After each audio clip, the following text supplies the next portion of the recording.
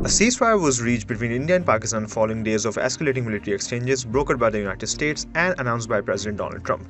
CNN's Nick Robertson, reporting from Islamabad, said US Secretary of State Marco Rubio played a pivotal role in brokering the truce. Citing a source present during negotiations, Robertson reported that the ceasefire had been in the works for nearly 48 hours, with Pakistan initially placing its military on pause to allow for diplomacy. However, that effort was disrupted early Saturday when India reportedly launched strikes on 3 Pakistani air bases, including one near the capital. Yeah, I was just talking to a source who was literally in the room where it happened, where Secretary of State Marco Rubio, I was told, played a massive role in bringing about this ceasefire, a ceasefire that on multiple times today and even yesterday, because it was in the works yesterday, perhaps over the last 48 hours, as we've been reporting, Pakistan was sort of on a military pause to give a window for diplomacy. What I understand from this source is that that was blown out of the window early this morning when India attacked 3 air bases, one of them here in the capital, just on the outskirts of the capital.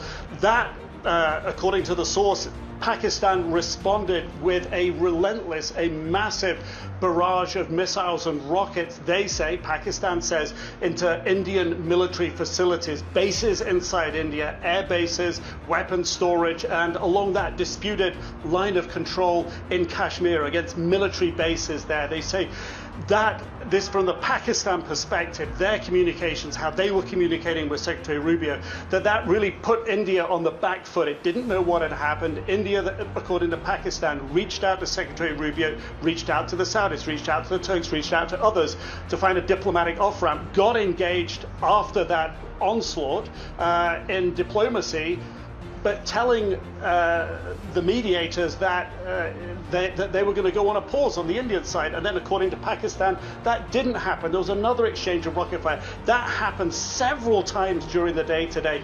And it was only in the last couple of hours before this ceasefire came into effect, just about an hour or so ago, that there was enough of a pause to call it and say that this was real, that enough diplomacy and leverage had been put on both sides to get them to stop here. Now, the key issue for Pakistan going forward is water. India has still said it's cut off the water from those 3 vital rivers from the mountains in Kashmir, vital to Pakistan, existential to Pakistan. I said, what about that? And the source said, look, this is a ceasefire. Everything works out from there. But from the Pakistan perspective, they've been up all night. From the Indian perspective, they've been up all night. There was a lot of tiredness. There was a sense that they just wanted to get this done. Otherwise, in the words of this source, it would have just spiraled into something much worse. It was now or never, if you will. It was going to get a whole lot worse. So I think a sense of relief here,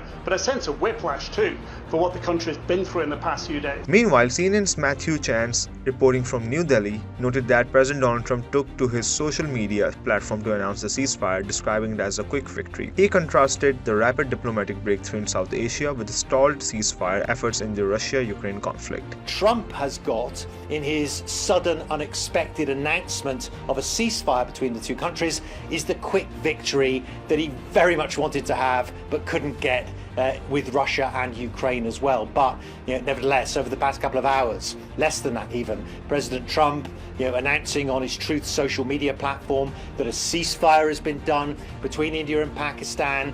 That follows a real upsurge in violence between the 2 nuclear-armed neighbours, remember, early this morning. The announcement marks a dramatic shift in US engagement following earlier remarks from Vice President Vance, who had dismissed the India-Pakistan dispute as none of our business. But we're not going to get involved in the middle of a war that's fundamentally none of our business and has nothing to do. It is now reported that both Rubio and Vance were actively involved in high-level negotiations over the past 24 hours.